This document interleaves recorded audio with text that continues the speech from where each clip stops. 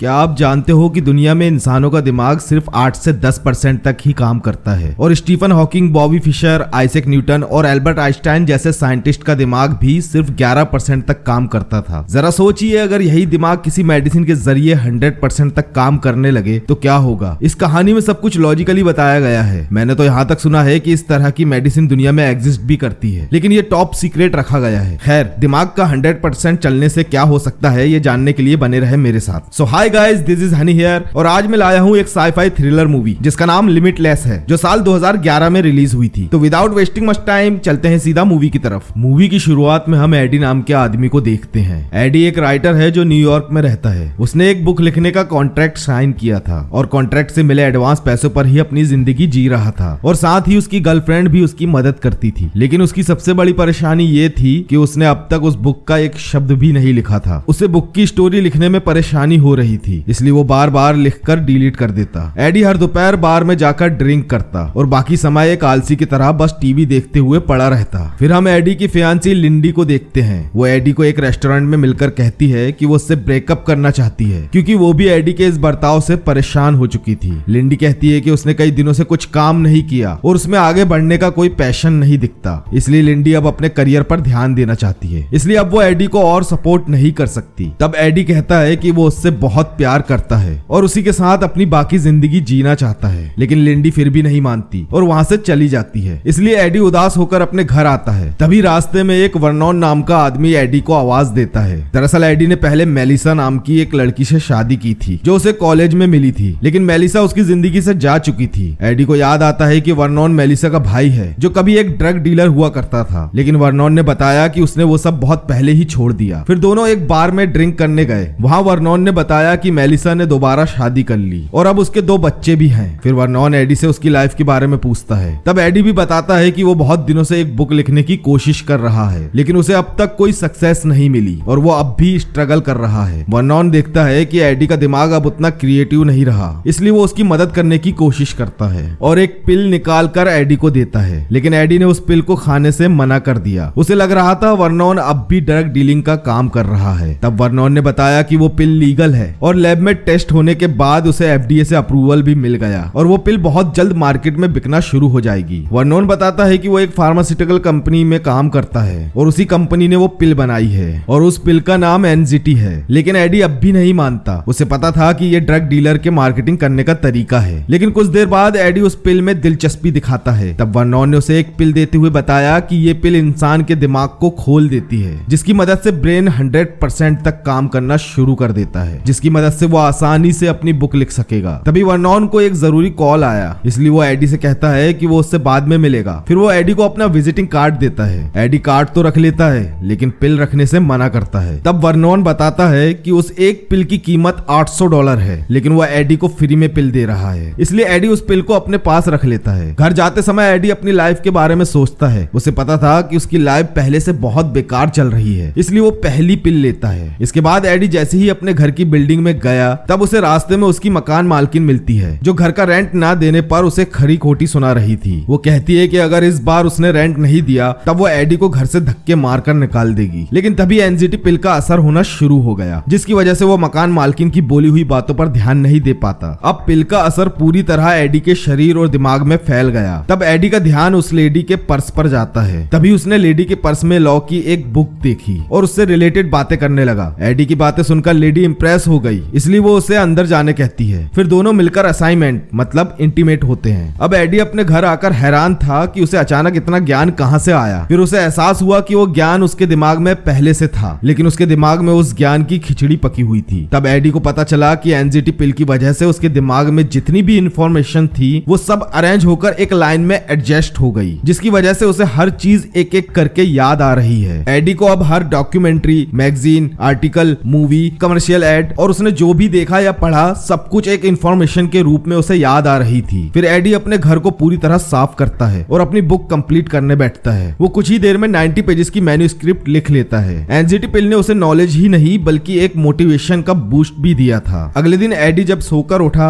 तब उसे पता चलता है कि एनजीटी पिल का असर खत्म हो गया। वो अपनी मैन्युस्क्रिप्ट अपने एडिटर के पास लेकर जाता है, लेकिन एडिटर को पता था कि हमेशा की तरह इस बार भी उसने कुछ बकवास ही लिखा होगा, इसलिए वो कहती है कि वो उसकी मैन्युस्क्रिप्ट बाद में पढ़ लेगी। तब एडी अपने घर आ जाता है। घर पर आने के बाद एडी जब अपने फोन के वॉइस मैसेज सुनता है तब उसमें एक मैसेज उसके एडिटर का भी था, जो कहती है कि उसे एडी की मैन्युस्क्रिप्ट काफी पसंद आई। एडी को पता था ये सब पिल की वजह से हुआ है, लेकिन उसके पास एक ही पिल थी। अब उसे आगे काम करने के लिए और पिल की जरूरत थी, इसलिए वो वर्नॉन के दिए कार्ड के जरिए उसके घर तक पहुंच गया। वर्नॉन जैसे ही अपने घर का दरवाजा खोलता है तब एडी उसके चेहरे पर कुछ निशान देखता है, जैसे उसे किसी ने बुरी तरह पीटा हो। एडी वर्नॉन से उसके चेहरे के निशान के बारे में पूछता है, लेकिन वर्नॉन ने उसके सवाल को अनसुना कर दिया। फिर वर्नॉन बताता है कि उसने एडी से झूठ कहा था कि एनजीटी पिल लीगल है और उसे एफडीए ने टेस्ट किया है, लेकिन एडी इस बात की परवाह किए बिना कहता है कि उसे और पिल की जरूरत है। तब वर्नॉन ने कहा कि वो इस वक्त बाहर नहीं जा सकता, इसलिए वो एडी को लॉन्ड्री से उसके कपड़े लाने कहता है। एडी को पिल की जरूरत थी, इसलिए वो जल्दी से बाहर जाकर कपड़े लेकर आता है। वापस आकर एडी ने देखा कि वर्नॉन के घर का लॉक टूटा हुआ है और दरवाजा खुला है। फिर एडी ने अंदर जाकर देखा कि उसके घर का सामान पूरी तरह बिखरा हुआ है। तभी एडी का ध्यान वर्नॉन पर गया। किसी ने उसके सर में गोली मार दी, जिसकी वजह से उसकी मौत हो गई। ये देखकर एडी घबराकर पुलिस को कॉल कर देता है। तभी उसे याद आया कि पुलिस के पहुंचने से पहले उसे पिल ढूंढना होगा। तब एडी वर्नॉन के घर में पिल ढूंढता है। कुछ देर ढूंढने के बाद उसे पिल के साथ कुछ कैश और एक डायरी मिली, जिसमें कुछ क्लाइंट्स के नाम और उनके फोन नंबर लिखे थे। आगे हम देखते हैं पुलिस एडी का बयान लेती है। तभी एडी पुलिस की बात वर्नॉन की बहन मतलब अपनी एक्स वाइफ मेलिसा से करवाता है। मेलिसा से बात करने के बाद पुलिस उसे जाने देती है। अब एडी घर जाकर एक और पिल खाता है। पिल का असर होते ही उसका दिमाग फिर तेजी से काम करने लगा। एडी के घर से मिले पैसों से वो सबसे पहले अपने बाल कटवाता है और अपने लिए नए कपड़े खरीदता है। एडी ने अपना हुलिया पूरी तरह से बदल लिया। अब जिस बुक को लिखने के लिए उसने महीनों लगाए थे, उसने वो बुक 4 दिन में ही लिख ली। फिर एडी ने 3 दिन में पियानो भी सीख लिया। अब उसका दिमाग बहुत तेज चल रहा था। वो किसी भी लैंग्वेज को एक बार ही सुनकर सीख लेता। अब एडी एक पब में जाता है जहाँ उसे एक रशियन गर्ल मिली। हाँ भाई हाँ, रशियन की बात हो रही है। खैर, एडी उस रशियन लड़की से उसकी लैंग्वेज में बात करता है, जिससे वो लड़की एडी से काफी इंप्रेस हो गई। अब उसमें कॉन्फिडेंस आ गया था। उसे पता चल गया था कि वो अपनी लाइफ में जो चाहता था अब वो सब हासिल कर सकता है। लेकिन एडी की किस्मत तब खुलती है जब वो केविन नाम के एक स्टॉक ब्रोकर से मिला। केविन वॉल स्ट्रीट में काम करता है, इसलिए उसे अच्छा खासा स्टॉक ट्रेडिंग का नॉलेज है। केविन से मिलने के बाद एडी बहुत सारी स्टॉक ट्रेडिंग पर लिखी बुक्स पढ़ने लगा ताकि वो ट्रेडिंग अच्छी तरह सीख सके। ट्रेडिंग का नॉलेज लेने के बाद एडी सारे स्टॉक्स को अच्छी तरह मॉनिटर करता है। अब वर्नॉन के घर से मिले पैसों में से उसके पास सिर्फ $800 ही बचे थे, जो उसने स्टॉक ट्रेडिंग में लगा दिया, जिससे एक ही दिन में एडी ने $2000 का प्रॉफिट बना लिया और अगले ही दिन 2000 $7500 में बदल गए। अब एडी को अपनी लाइफ को शानदार बनाने के लिए और पैसों की जरूरत थी, इसलिए वो डिसाइड करता है कि वो लोन शार्क से कुछ पैसे उधार लेगा और उन सारे पैसों को एक साथ स्टॉक में लगाएगा, जिससे वो एक बार में ही काफी सारे पैसे कमा सके। मूवी में आगे हम गेनेडी नाम के एक आदमी को देखते हैं जो एक लोन शार्क है। गेनेडी एडी को लोन देने मान गया, लेकिन वो एडी को पैसे देते समय कहता है कि अगर एडी ने उसे समय पर पैसे नहीं दिए तब उसका अंजाम बहुत बुरा होगा। एडी को खुद पर भरोसा था। उसे पता था कि वो गेनेडी के पैसे बहुत जल्द वापस कर देगा, इसलिए एडी ने उससे पैसे ले लिए। उसी दिन एडी केविन के ऑफिस जाकर स्टॉक ट्रेडिंग में लग गया और सिर्फ 2 हफ्तों के अंदर ही उसने $2 मिलियन कमा लिए। ये बात आग की तरह फैल गई। कुछ समय बाद केविन कॉल पर बताता है कि वॉल स्ट्रीट का सबसे बड़ा बिजनेसमैन उससे मिलना चाहता है। उसी दिन शाम में एडी अपनी गर्लफ्रेंड लिंडी के साथ एक इटालियन रेस्टोरेंट में डिनर पर गया, जहां वो लिंडी को अपने सारे अचीवमेंट्स के बारे में बताता है कि कैसे उसने अपने दिमाग का सही इस्तेमाल करके पैसे कमाए। तभी वहाँ एक वेट्रेस आती है जिसे एडी इटालियन लैंग्वेज में ऑर्डर देता है। ये देखकर लिंडी को यकीन नहीं हो रहा था। एडी अब बहुत हैंडसम और बहुत ही एक्टिव इंसान बन गया। ये देख लिंडी उससे बहुत इंप्रेस हो गई। एडी बताता है कि वो अचानक एक गहरी नींद से जाग गया और अब उसे कोई नहीं रोक सकता। डिनर के बाद दोनों लिंडी के घर जाते हैं और फिर असाइनमेंट मेरा मतलब इंटीमेट होते हैं। कुछ दिनों तक ऐसे ही मिलने के बाद लिंडी एडी से कहती है कि वो उसकी लाइफ में फिर से वापस आना चाहती है। भाई ये और कितना वापस आएगी, सब कुछ तो हो गया। खैर, ये सुनकर एडी लिंडी को किस करता है। तभी उसका ध्यान एक आदमी पर गया जो एडी पर नजर रख रहा था। अब रात होने पर एडी अपने घर की विंडो से बाहर देख रहा था। उसे लग रहा था कि कहीं वो आदमी उसके घर के बाहर खड़ा तो नहीं है, लेकिन वो आदमी वहाँ नहीं था। उस वक्त लिंडी बेड पर लेटी थी और उसे अपने पास बुला रही थी। तभी अचानक एडी को ब्लैकआउट आता है और फिर वो सीधा बिल्डिंग के हॉलवे में पहुंच गया, लेकिन उसे कुछ भी याद नहीं था कि वो वहाँ कैसे पहुंचा। अगले दिन केविन एडी से मिलता है क्योंकि उस दिन वो बिजनेसमैन से एडी की मीटिंग करवाने वाला था। उस वक्त एडी लंच कर रहा था और केविन मीटिंग की वजह से बहुत नर्वस था। तब एडी केविन को नॉर्मल करने के लिए कहता है कि उनकी मीटिंग बहुत अच्छी होगी। कुछ देर बाद वहाँ वो बिजनेसमैन आता है। उसका नाम कार्ल है। वो लोग बात करना शुरू करते हैं। कार्ल के साथ उसका पर्सनल असिस्टेंट भी था। उसे एडी पर शक था। उसे लग रहा था कि एडी ने जरूर कोई फ्रॉड किया होगा, जिसकी वजह से उसने इतनी जल्दी जल्दी स्टॉक मार्केट में नाम कमा लिया। लेकिन एडी उस असिस्टेंट के हर सवाल का सही जवाब देता है, जिससे कार्ल पूरी तरह इंप्रेस हो गया। कार में जाते समय कार्ल एडी को अपने कंपनी के कुछ पेपर्स देता है ताकि एडी उस कंपनी के काम करने का पैटर्न अच्छी तरह समझ सके। पेपर्स को देखने के तुरंत बाद ही एडी समझ गया कि कार्ल अपनी कंपनी को अपने कॉम्पिटिटर की कंपनी से मर्ज करने वाला है। ये देखकर कार्ल अब बहुत ज्यादा इंप्रेस हो गया, क्योंकि कार्ल को पता था कि इतने कम समय में कोई नहीं समझ सकता कि कार्ल क्या प्लान कर रहा है। इसलिए कार्ल एडी से इस डील को हैंडल करने का एक मौका देता है और उसे अगले दिन फिर से मिलने कहता है। एडी भी कार्ल का ये चैलेंज एक्सेप्ट करने के बाद उसकी कार से उतर गया, लेकिन वो अपने घर ना जाते हुए बस ऐसे ही सड़क पर चलने लगा ताकि वो पिल का पूरा फायदा उठाकर ज्यादा से ज्यादा इंफॉर्मेशन कलेक्ट कर सके। लेकिन एडी चलते हुए फिर से ब्लैकआउट हो गया, जिससे वो शहर के अलग अलग जगह पर जाने लगा, लेकिन उसे कुछ भी होश नहीं था कि वो उन जगह पर कैसे पहुंचा। वो ब्लैकआउट की कंडीशन में बहुत सारे क्लब्स जाता है, अलग अलग लड़कियों से मिलता है और आखिर में वो एक मॉडल के साथ होटल के एक रूम में इंटरकोर्स करता है। भाई ये पिल तो ब्लैकआउट में भी मजे दे रही है। खैर, लेकिन वो आदमी जो उस पर नजर रख रहा था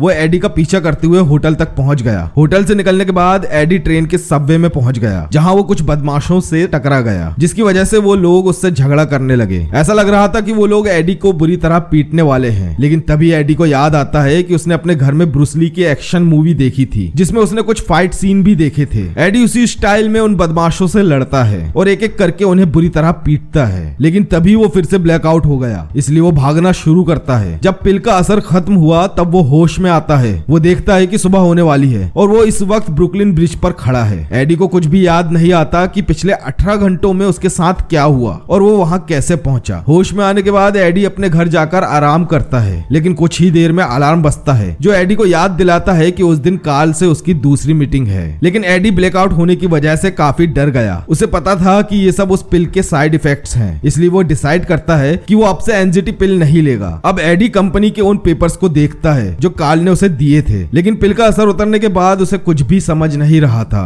अब एडी और भी ज्यादा घबरा गया। तब उसे केविन कॉल करके मीटिंग के लिए बुलाता है। तब एडी केविन से मीटिंग को पोस्टपोन करने कहता है, लेकिन केविन कहता है कि उन्हें दोबारा इतना बड़ा मौका नहीं मिलेगा, इसलिए वो एडी को मीटिंग में आने कहता है। अब एडी बिना पिल लिए मीटिंग में पहुंच गया, लेकिन उसका किसी भी बात में ध्यान नहीं लगता और वो ठीक से कुछ बोल भी नहीं पाता। कार्ल ने देख लिया था कि एडी का उसकी बातों पर ध्यान नहीं है। तब कार्ल एडी से हैंक एटवुड नाम के आदमी के बारे में पूछता है। दरअसल जिस कंपनी के साथ कार्ल अपनी कंपनी मर्ज करना चाहता है, एटवुड उस कंपनी का ऑनर है, लेकिन एडी कार्ल के किसी भी सवाल का ठीक से जवाब नहीं दे पाता। तभी एडी का ध्यान टीवी पर चल रही न्यूज पर गया, जिसमें दिखाया जाता है कि एक होटल में एक रात पहले किसी लड़की की लाश मिली। तब एडी को याद आया कि ये वही लड़की है जो एक रात पहले एडी के साथ उस होटल में थी। एडी न्यूज देखकर घबरा गया, इसलिए वो वहां से उठकर चला जाता है। वहां से बाहर निकलने के बाद एडी की तबीयत खराब हो गई। उसे लग रहा था कि उसी ने लड़की को मारा है। अब एडी वापस अपने घर आ गया। तभी उसे उसकी एक्स वाइफ मेलिसा का कॉल आया, जो उससे अपने भाई वर्नॉन की मौत के बारे में पूछती है। तब एडी मेलिसा को कहीं मिलने बुलाता है। फिर एडी एक पार्क में बैठकर वर्नॉन के घर से मिली डायरी चेक करता है, जिसमें उसके कुछ क्लाइंट्स के नंबर थे। तब एडी एंजाइटी पिल के साइड इफेक्ट जानने के लिए एक एक करके उन नंबर्स पर कॉल करता है और तब उसे पता चलता है कि उनमें से एक भी क्लाइंट जिंदा नहीं बचा। उनमें से कुछ लोगों को बहुत सरदर्द होता था और कुछ लोग कोमा में चले गए थे, जिसके बाद उन सब की मौत हो गई। फिर एडी एक आखिरी नंबर पर कॉल करता है, लेकिन उस फोन की रिंग एडी के पीछे से सुनाई देती है। तब एडी पलटकर देखता है और उसे वही आदमी दिखता है जो उसका काफी दिनों से पीछा कर रहा है। उसे देखकर एडी वहां से भागता है। तब वो आदमी भी एडी के पीछे भागता है। भागते हुए एडी एक टैक्सी में बैठ गया और किसी तरह उस आदमी से बचकर निकल गया। वहां से वो सीधा एक रेस्टोरेंट में जाता है, जहां उसने मेलिसा को मिलने बुलाया था। वहां मेलिसा बताती है कि वो उसके भाई की मौत से जरा भी सरप्राइज नहीं हुई, क्योंकि एक दिन उसका यही हाल होना था। फिर मेलिसा एंजाइटी पिल के बारे में बताती है, क्योंकि उसने भी वो पिल ली थी, लेकिन अब मेलिसा ने पिल लेना छोड़ दी। फिर मेलिसा पिल के बारे में समझाती है कि पिल लेने के बाद उनका दिमाग तेजी से चलने लगता है, जिसकी वजह से दिमाग बहुत ज्यादा थक जाता है और जब पिल का असर कम होता है तब दिमाग पूरी तरह डैमेज होने लगता है। इसलिए मेलिसा ने डरकर पिल लेना बंद कर दिया। लेकिन उसके बाद मेलिसा बहुत आलस महसूस करने लगी। वो अपने काम पर भी फोकस नहीं कर पाती। मेलिसा बताती है कि उसने 2 साल पहले पिल लेना बंद कर दिया, लेकिन उसके साइड इफेक्ट्स ने अब तक उसका पीछा नहीं छोड़ा। जाने से पहले मेलिसा एडी को बताती है कि उसे पिल का डोज कम करना होगा और अगर उसने एकदम से पिल लेना बंद किया तब उसका हाल भी मेलिसा जैसा हो जाएगा। मेलिसा से मिलने के बाद एडी जब अपने घर जा रहा था तभी उसे गैनेडी पकड़ लेता है। वो एडी को पीटता है और अपने पैसे मांगता है। बिल्डिंग में जाते समय एडी को अचानक चक्कर आ गए, जिसकी वजह से वो वहीं गिर गया। तब एक पिल उसके उसके पॉकेट से निकलकर बाहर गिर जाती है, जिसे कैनेडी उठा लेता है। कैनेडी को लगता है कि वो एक ड्रग्स है, इसलिए वो उस पिल को खा लेता है। फिर एडी कैनेडी को लेकर बैंक जाता है और वहां वो उसके सारे पैसे लौटा देता है। लेकिन पिल लेने के बाद कैनेडी को बहुत अच्छा महसूस हो रहा था, इसलिए वो और पिल की डिमांड करता है। आगे हम देखते हैं एडी लिंडी के ऑफिस जाता है और वहां जाकर गिर जाता है। लिंडी उसे देखकर घबरा गई। तब एडी उसे पिल के बारे में सब कुछ सच बता देता है। अब लिंडी के समझ में आ गया था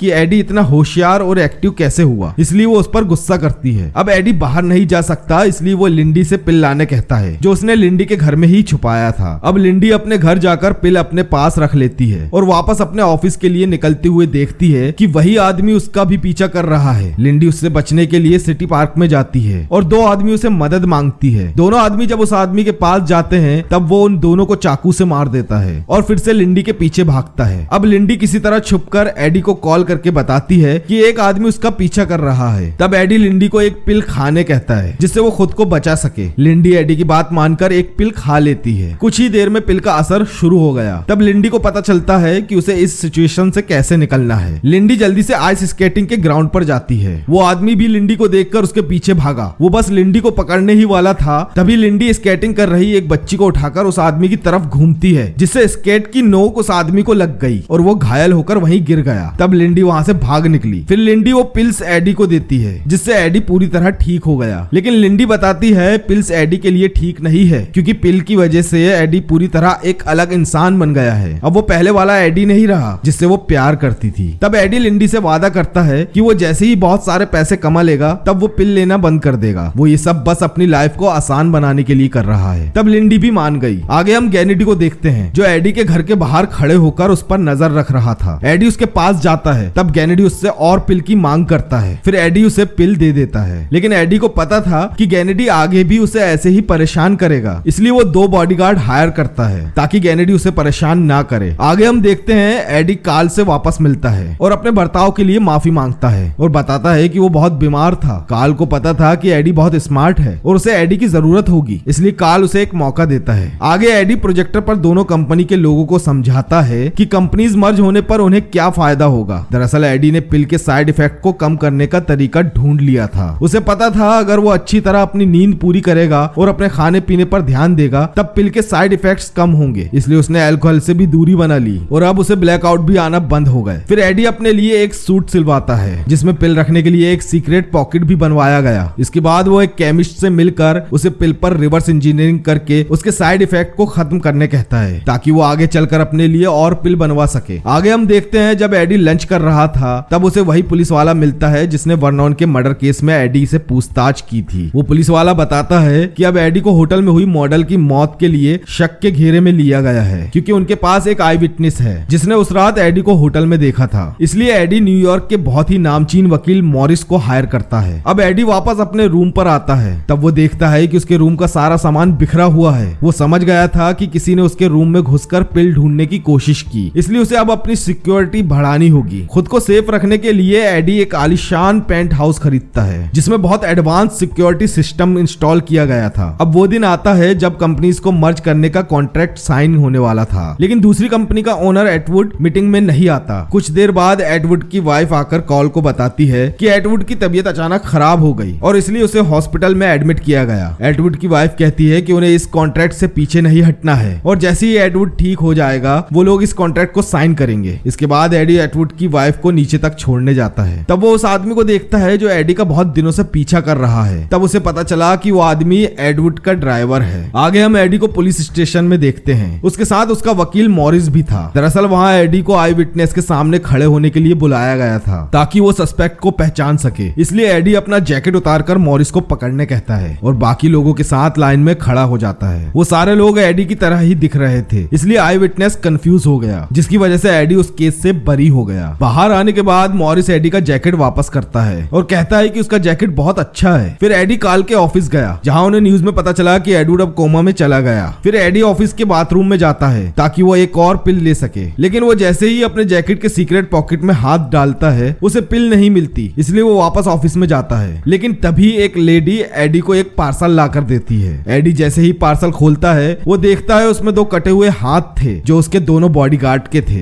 एडी समझ गया कि ये काम कैनेडी का है, इसलिए वो जल्दी जल्दी से भागकर अपने घर गया। घर जाने के बाद वो न्यूज देखता है जिसमें उसे पता चला कि एडवर्ड की कोमा में ही मौत हो गई। तब वो एडवर्ड की वाइफ का इंटरव्यू देखता है। उसकी वाइफ के बाजू मॉरिस खड़ा था। उसे देखकर एडी समझ गया कि मॉरिस एडवर्ड का भी वकील है और उसकी पिल उसी ने चुराई है। अब उसके पास कोई पिल नहीं बची थी, इसलिए वो न्यूज देखकर हंसने लगा। तभी उसके घर के दरवाजे पर कोई जोर से पीटता है। एडी कैमरा में देखता है, तब उसे पता चला कि गैनेडी अपने आदमियों के साथ एडी के घर आया है और उनके हाथ में कटर भी है जिससे वो दरवाजा काटकर अंदर आएंगे। एडी समझ गया था कि गैनेडी उसे तड़पा तड़पा कर मार देगा, इसलिए वो सुसाइड करने खुद ही अपने घर की बालकनी पर जाकर खड़ा हो गया। वो बस कूदने ही वाला था, तभी उसे याद आया कि उसके घर में कहीं एक पिल रखी है। तब उसे याद आता है कि उसने एक टीन के डब्बे में एक पिल रखी थी। वो जल्दी से उस डिब्बे को ढूंढता है और उसमें रखी एक पिल निकालता है, लेकिन तभी गैनेडी अपने आदमियों के साथ घर में घुस गया। गैनेडी को अंदर आता देख एडी डर गया और उसके पीछे रखे एक बॉक्स से टकराकर जमीन पर गिर गया, जिसकी वजह से वो आखिरी बची हुई पिल भी उसके हाथ से छूटकर कहीं गिर गई। अब गैनेडी के लोग एडी को पकड़ लेते हैं। तब गैनेडी उसके सामने आता है और दिखाता है कि उसने पिल लेने का एक नया तरीका निकाल लिया। वो पिल को लिक्विड फॉर्म में बनाकर उसे एक इंसुलिन के जरिए अपनी बॉडी में इंजेक्ट करता है, जिससे पिल का असर जल्दी होता है और काफी समय तक रहता है। अब एडी देखता है उनमें से एक आदमी की आंख नकली है। तब गैनेडी कुछ मेडिकल टूल्स निकालता है जिससे वो एडी को टॉर्चर करने वाला है ताकि एडी उसे अपनी सारी पिल्स दे दे। लेकिन एडी के पास अब कोई पिल नहीं बची थी। लेकिन तभी एडी का ध्यान एक चाकू पर गया जिसे वो अपने पास छुपा लेता है और जैसे ही गैनेडी उसके पास आया,